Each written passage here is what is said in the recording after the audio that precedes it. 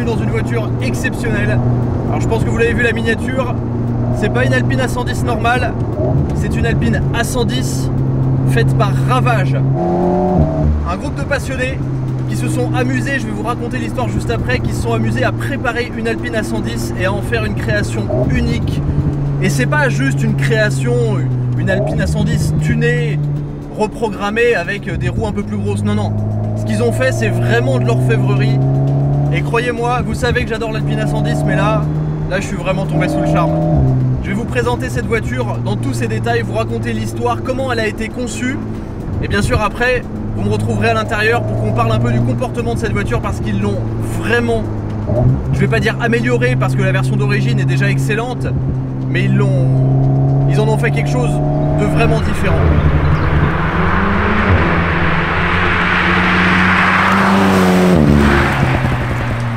Avant de poursuivre la vidéo, déjà je tiens vraiment à remercier l'équipe de Ravage. Je crois que je suis le deuxième à pouvoir mettre mes mains sur cette voiture et à pouvoir vraiment la présenter sur YouTube. Et je vais vous expliquer après pourquoi il est vraiment important que vous alliez suivre leur Instagram qui s'affiche sur l'écran, il est dans la description, Ravage Auto.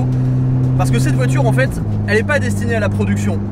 Mais ça serait quand même vraiment sympa qu'ils en fassent quelques-unes. Et bien sûr, pensez à vous abonner à la chaîne YouTube pour ne louper aucun des prochains essais. Toutes les semaines, je vous essaie des voitures particulières comme celle-ci. Bon là, c'est vraiment exceptionnel. Et pensez à activer la petite cloche des notifications pour être sûr de ne pas la louper.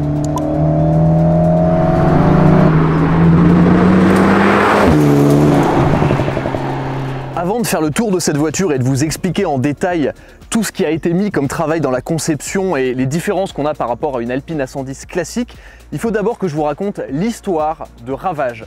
Derrière le nom Ravage, il y a une équipe de passionnés, des amis, qui ont rassemblé leurs compétences pour créer cette voiture. Et ce qui est absolument incroyable, c'est que c'est pas du tout une voiture qui a été créée pour une vocation commerciale. Ce groupe d'amis est tout simplement tombé sous le charme de la berlinette moderne, l'Alpine A110. Et à partir d'une base d'Alpine A110 première édition, qui appartenait à l'un d'eux, ils ont entièrement modifié cette voiture et travaillé sur la voiture pour en faire celle que vous avez devant vous. Alors, ça leur a pris plus de 2 ans et demi de travail. Je vous l'ai dit au début, cette voiture, elle est vraiment inspirée du groupe 4. Ça se voit, elle est élargie, il y a plein de détails qui rappellent le rallye et les anciennes berlinettes des années 70-80, on va le voir à l'arrière surtout. Mais au niveau de la conception, je vous l'ai dit, plus de 2 ans et demi de travail et chacun de ses amis avait des compétences dans l'automobile. Il y avait des ingénieurs, des designers et au fur et à mesure, leur équipe s'est étoffée pour continuer à produire la voiture. Mais au début, vous le savez, l'Alpine A110 est construite autour d'un châssis en aluminium et de panneaux de carrosserie en aluminium. Et ce groupe d'amis s'est rapidement rendu compte que c'était très difficile de travailler l'aluminium et de modifier, par exemple, les ailes, de les étendre. Du coup, ils ont utilisé les grands moyens et ils ont d'abord commencé par faire un modèle en argile qu'ils ont ensuite scanné en 3 dimensions, leur permettant d'avoir par ordinateur les éléments de carrosserie qu'ils avaient designés. Ils ont ensuite créé les moules et ils ont finalement créé à partir de fibres de carbone toutes les parties de carrosserie que vous pouvez voir sur la voiture. Et les seules parties qui restent de l'Alpine A110 originale sont le capot, le toit et les portes. Autrement, tout a été créé sur mesure pour cette voiture. Alors on va faire le tour des détails et ils sont très nombreux. Déjà, première chose, vous le voyez, la couleur. Alors c'est pas le bleu océan habituel de l'Alpine A110, c'est un bleu Pozzi d'origine Ferrari. Si on s'attarde sur la face avant, première chose, vous voyez les phares jaunes, ça c'est tout simplement un film. Au niveau de la face avant, en bas, ça a été complètement grillagé, ça ressemble énormément à l'avant d'une Alpine A110 Cup. Donc c'est complètement différent et je trouve que ça lui va beaucoup mieux. On a évidemment, c'est obligé si on veut faire un rappel du rallye, les longues portées cibiées qui sont fonctionnelles. Je peux enlever le petit cache. Voilà, elles sont là, elles sont bien fonctionnelles et il y a même une plume de pigeon dedans. Je ne sais pas si le pigeon est toujours vivant, on le salue. Évidemment, ce qui choque au premier regard sur la voiture, c'est l'élargissement des voies. À l'avant, on a 35 mm d'élargissement de voies et c'est incroyable, comme ça rend bien. Je vais vous parler des suspensions et des jantes après, mais un autre détail que j'adore, c'est ce drapeau français tricolore qui court sur tout le long de la voiture et ça va beaucoup plus loin que ça. En fait, le propriétaire de cette voiture est passionné d'aviation et il considère un peu que leur groupe d'amis c'est un peu comme la patrouille Ravage, un peu comme la patrouille de France. Donc ici à l'avant, on a l'inscription Ravage, donc le nom de la voiture c'est l'Alpine A110 Ravage et on a au bout de chaque trait de fumée des avions qui sont non pas des Alpha Jet comme la patrouille de France, mais des Mirage. Donc on en a un ici et un ici, comme s'ils avaient laissé les traînées de fumée. Et vous allez voir, il y a un détail qui est incroyable.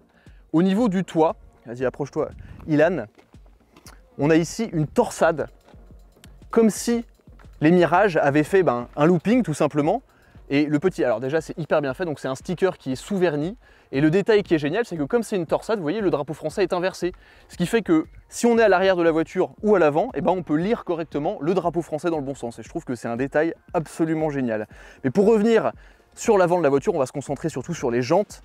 Moi j'adore ce look très bombé comme ça de la voiture. Et vous allez voir, ce qui est absolument fascinant, c'est que donc tous ces panneaux de carrosserie là, ils sont entièrement nouveaux et la qualité de la finition est juste incroyable. On a l'impression que ça a été fait non pas par un groupe d'amis, mais par un véritable préparateur. C'est absolument incroyable. Et d'ailleurs, petit coucou à nos amis de By Factory. Vous connaissez sûrement la 308 By Factory. C'est avec eux que l'équipe Ravage a collaboré pour créer ces panneaux de carrosserie. Et on essaiera la 308 By Factory bientôt. Au niveau des jantes, vous n'avez jamais vu ce design et c'est normal puisqu'elles ont été créées sur mesure. Ce sont des jantes en 3 parties. Au milieu, elles sont forgées. On a ici le petit logo Ravage. Et forcément, la voiture étant plus large, ils ont élargi la taille des pneus. Donc on a des pneus en 235 mm de large à l'avant. Et bien sûr, c'est du Pilot Sport Cup 2. Au niveau des suspensions, on a des KW V2 aux 4 coins. Il n'y a pas de cale sur la voiture, c'est les jantes qui ont un déport énorme, exactement comme à l'époque du rallye. Ces jantes qui ont été designées sur mesure par les équipes de Ravage. Les freins sont toujours d'origine, mais donc au niveau des trains roulants, la seule différence qu'on a, c'est les KW V2 et les coupelles d'amortisseurs qui sont différentes. En photo, ça rend pas forcément bien, mais on a les bavettes là, rouges sur les côtés, ça c'est absolument génial. On peut voir ici au niveau du réservoir que ça a été vraiment boursouflé, parce que le réservoir reste pris un peu dans la carrosserie. Les portes, c'est les mêmes, et là, l'arrière, de chaque côté, on a 50 mm d'élargissement de voie et ça se voit. Les ailes arrière, elles sont monumentales. Vous le voyez aussi, alors je vous le disais, c'est en carbone. Donc là, on a du carbone apparent avec des nouvelles entrées d'air qui ont été créées, qui ne sont pas là sur l'Alpine A110 classique. On a des parties ici en noir avec l'inscription Ravage. Et là, ils ont créé un tunnel qui canalise l'air vers le système de freinage. Je ne voulais pas préciser, mais à l'avant comme à l'arrière, on a des jantes en 18 pouces. Et là, pour le coup, les pneus, c'est du 265 mm de large. Donc c'est presque 20 mm aux 4 coins d'élargissement de pneus en plus. Donc on a un grip qui est absolument monumental. Là encore, les bavettes. Et vous le voyez, à l'arrière, on a là encore plein de détails que j'adore. Ici, sur les Alpine A110 de rallye original, c'est là où on avait les prises d'air qui canalisaient l'air vers le moteur. Du coup, pour recréer un peu cet effet entrée d'air, ils ont ici fait des petits spoilers en carbone et la malle de coffre est vraiment surélevée pour créer cet effet ducktail. Elle est légèrement plus courte que l'Alpine A110 normale et forcément la partie la plus incroyable de cette voiture, c'est l'arrière. Alors vous le voyez, c'est complètement ajouré parce qu'ils voulaient vraiment que la voiture respire mieux. Donc là, on a le même grillage en nid d'abeille qu'on retrouve à l'avant. On a ici ces petites parties qui tiennent la structure en carbone, c'est hyper bien fini. Et bien sûr, pour vraiment rappeler le rallye, l'énorme échappement sur mesure. Alors c'est juste un silencieux, on a encore les collecteurs et les katas d'origine, mais c'est juste un silencieux taillé sur mesure qui traverse complètement le pare-choc arrière et je trouve ça juste génial. Le porte-plaque en carbone, ça c'est la classe. Et cet arrière complètement ajouré, alors je pense que ça va être la partie qui va être la plus clivante sur la voiture, mais quand vous la voyez de derrière, c'est une voiture de groupe 4 sur la route. Surtout avec les bavettes, elle est tellement basse, puis forcément elle est tellement basse, elle est rabaissée forcément. Dites-moi ce que vous pensez du look de cette bagnole dans les commentaires, mais je la trouve fantastique. Avant de parler du moteur, parce que je pense que c'est évidemment la question qui vous taraude tous, avec une telle carrosserie, est-ce qu'ils ont touché au moteur? Il faut savoir qu'avec la carrosserie, qui est forcément entièrement en fibre de carbone, on gagne environ 30 kg sur la voiture, donc c'est vraiment pas négligeable. Les jantes sont aussi beaucoup plus légères que les jantes d'origine, donc je sais pas exactement combien ça fait, mais c'est beaucoup plus léger, et en plus c'est plus beau, donc au final tout le monde y gagne, et l'échappement aussi forcément est plus léger. Au niveau du moteur, cette voiture est stock. Pourquoi? Parce que c'est une première édition et les premières éditions supportent assez mal les modifications moteur. On a simplement une légère reprogrammation du calculateur pour accepter la nouvelle ligne d'échappement. Donc on sort un tout petit peu plus de chevaux, mais c'est rien de fantastique, c'est pas 300. En revanche, ils ont toutes les pièces et on va dire le savoir-faire pour monter la voiture à environ 320 chevaux. Et déjà dans cette voiture, 250 chevaux, ça marche déjà très bien parce qu'elle est très légère, mais au-dessus de 300 chevaux, là ça devient vraiment très sérieux. L'intérieur de cette Alpine A110 Ravage a volontairement été laissé complètement d'origine parce que le propriétaire voulait garder un esprit club sport, mais l'équipe a quand même quelques petites idées, notamment en termes de sellerie à l'intérieur pour modifier 2-3 choses. Mais pour refaire un bref récapitulatif sur ce que je pense de l'intérieur de l'Alpine, ça fait 3 jours que je roule avec et je m'y sens toujours aussi bien. C'est petit à l'intérieur, on a vraiment une ambiance de voiture de course, mais moi je mesure 1m91 et je suis parfaitement à l'aise dans la voiture. Hop, en ramenant mon siège comme ça, les baquets sont très confortables. On a toujours ce pont central avec le carbone ici, le bouton Start Engine Stop, la petite casquette de compteur en carbone.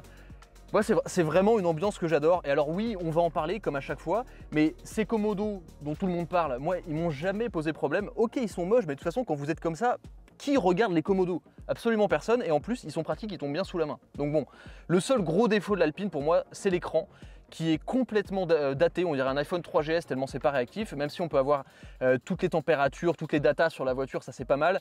Mais honnêtement, ça, cet écran, un écran avec Apple CarPlay, ça ferait toute la différence, ça serait absolument fantastique. Et autrement, ça manque un petit peu de rangement. On l'a vu hier, j'ai dû aller chercher ma copine à la gare et elle a terminé avec sa valise sur les genoux parce que ça rentrait pas dans le coffre avant. Mais bon, ça fait partie des inconvénients d'une voiture de sport. Allez, assez parlé. Alors, de retour au volant de la voiture, déjà, qu'est-ce que ça fait de se retrouver dans cette voiture recarrossée? À l'intérieur, vous l'avez vu, on n'a rien changé à part le petit extincteur Ravage de la même couleur que l'extérieur. Mais à l'intérieur, c'est une Alpine. On a toujours cette position de conduite absolument géniale. Un intérieur assez étriqué, la boîte double embrayage avec les palettes en aluminium qui tombent vraiment bien sous la main. Mais c'est lorsque vous regardez dans le rétroviseur du côté conducteur que vous voyez qu'effectivement, c'est pas une Alpine A110 normale. Les hanches sont surdimensionnées. Et ça, c'est vraiment quelque chose de génial. La voiture, elle a une prestance sur la route. Surtout à l'avant avec ses petits phares jaunes et son arrière complètement ouvert. C'est juste génial. Je trouve que la voiture a un look absolument fou. Une fois qu'on est dedans, on retrouve le bruit caractéristique de l'Alpine A110 qui provient du 4 cylindres 1,8 litre turbo qui vient évidemment de la Mégane RS qui est placée en position centrale arrière dans cette voiture. Et ce qui saute aux yeux à chaque fois, comme je le dis à chaque fois que je suis monté dans une Alpine, c'est la légèreté. Puisque à vide, sur une Alpine A110 normale, on est à environ 1100 kg. Mais là, on a gagné environ 40 kg avec toute la carrosserie en carbone, les jantes, l'échappement. 40 kg, c'est assez significatif quand même. Et dès les premiers tours de roue, c'est ce qui saute aux yeux. On sent la légèreté de la voiture. Et couplé, alors je vais fermer un peu la vitre, et couplé avec ses suspensions KW-V2, la voiture est d'une précision. C'est vraiment une arme.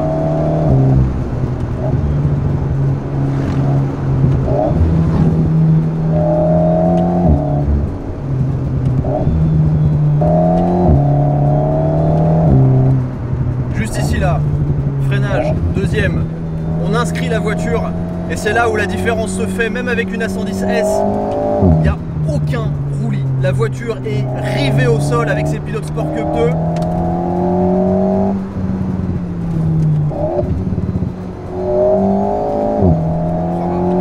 2. L'efficacité du châssis, c'est vraiment une dinguerie.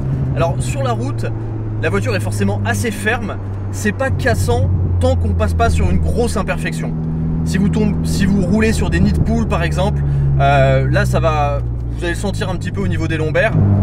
Moi ce qui m'intrigue au niveau du comportement de cette voiture, c'est de savoir si effectivement ils ont juste posé 4 kW aux quatre coins ou s'ils ont vraiment travaillé une géométrie et un châssis vraiment aux petits oignons.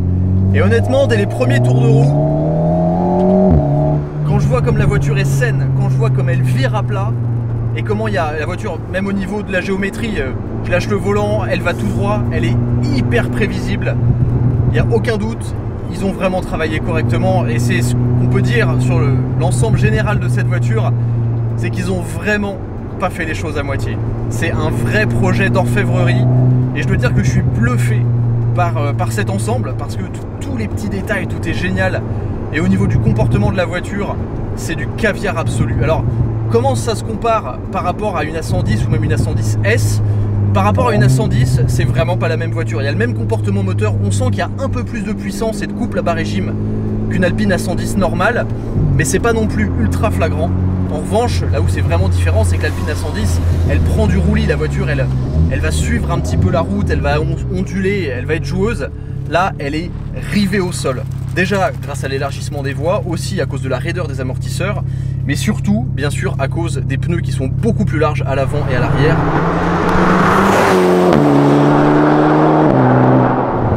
seul défaut que je reprocherais peut-être, c'est la direction qui est tellement légère qu'on a un peu de mal à se rendre compte qu'on emmène la voiture. En même temps, la voiture elle-même est tellement légère, en fait on a l'impression qu'on n'emmène absolument aucune masse. Et ça c'est un feeling absolument fantastique qu'on retrouve que sur des Lotus ou j'allais dire des Caterham, mais non, pas des Caterham parce que la direction n'est pas assistée, là la direction est quand même assistée. Mais on peut replacer la voiture à la corde tellement facilement, il n'y a pas de poids. Le moteur, alors on peut critiquer le fait que ce soit un 4 cylindres turbo, mais il est toujours présent lorsqu'on est au-dessus de 3500 tours, il y a toujours de la puissance, il y a beaucoup de couple. C'est un moteur qui est très disponible, qui fait, je trouve, une sonorité super sympa, même si les petits pop-pop, c'est très artificiel, mais au moins il y a de la présence, on entend le turbo. Cette voiture, vraiment, quelle que soit la configuration, quelles que soient les modifications, elle manquera jamais de me mettre le sourire. Et là, je pense vraiment, vous connaissez mon amour pour la voiture, là, je pense vraiment qu'on a touché la perfection. Là. Il manque peut-être cette petite reprogrammation moteur à 320 chevaux. Et là, vous avez une arme. Alors, la voiture perd un peu en polyvalence, forcément. On va éviter d'écraser des faisans. Mais en termes de plaisir de conduite, il n'y a aucune voiture moderne qui vous procure des sensations comme ça, à part évidemment une Lotus ou une Caterham. Mais même dans une Porsche, même dans un Cayman, un 718, le 4 cylindres il vous procure pas des émotions comme ça, tout simplement parce qu'on a 300 kg de plus. Là la voiture elle est rivée au sol, c'est une arme. Allez, freinage, 3, 2. Le train avant sature absolument pas, la voiture tourne autour de son axe. C'est un vrai kiff. Et quand vous voulez remettre du moteur, il y a toujours ce qu'il faut.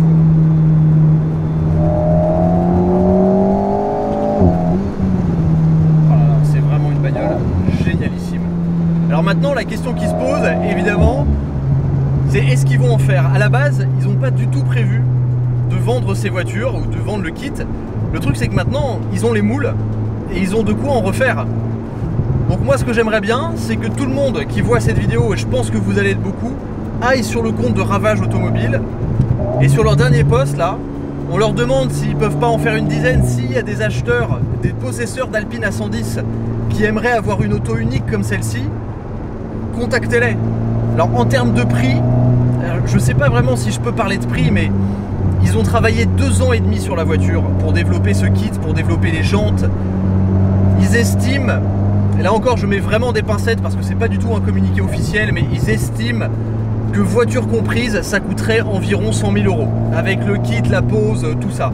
Donc d'un côté ça peut paraître très cher parce que ça reste une Alpine A110, de l'autre vous avez une voiture qui franchement qui est pas lassante à conduire parce que ça a tellement de personnalité, c'est tellement fun à conduire, c'est absolument unique en termes de carrosserie, c'est une petite pièce d'orfèvrerie du monde automobile moderne. Et moi, honnêtement, j'ai aucune peur de comparer ça avec, par exemple, Singer, qui est le préparateur de Porsche. Là, c'est la même chose. Ils ont fait une voiture de rallye moderne, avec une voiture moderne, et c'est un sans faute complet. Honnêtement, je suis ultra fan de la voiture, que ce soit en comportement, en moteur, en esthétique, ils se sont pas ratés, ils se sont absolument pas ratés. Bravo à l'équipe de Ravage, c'est vraiment un projet fantastique et j'espère qu'on va en voir d'autres. Honnêtement, c'est quelque chose que j'ai envie de dire. Moi j'ai toujours envie d'acheter une Alpine A110 et croyez-moi, si j'avais les ronds, je pense que j'en commanderais une demain. Ou même maintenant, j'hésiterais même pas. Malheureusement je les ai pas, mais je pense que ça va continuer à me trotter dans un coin de la tête parce que c'est juste trop cool quoi. C'est vraiment trop cool. Donc voilà, dites-moi ce que vous pensez de cette voiture exceptionnelle dans les commentaires. Personnellement ça me fait tellement plaisir de voir des passionnés, les mecs qui ont fait la voiture eux-mêmes. Si c'est pas l'activité du samedi après-midi entre potes ultime, franchement je sais pas ce qu'il faut, c'est juste dingue. Donc un immense bravo à cette équipe de passionnés, bravo aux propriétaires parce que c'est vraiment une auto exceptionnelle. Merci de me l'avoir laissé la présenter à mon audience, à vous les passionnés, je pense que ça va faire plaisir à plus d'un. Donc je vais maintenant aller rendre la voiture à Paris. Merci aux propriétaires bien évidemment et je vous dis à très vite sur The Glove Driver. Ciao.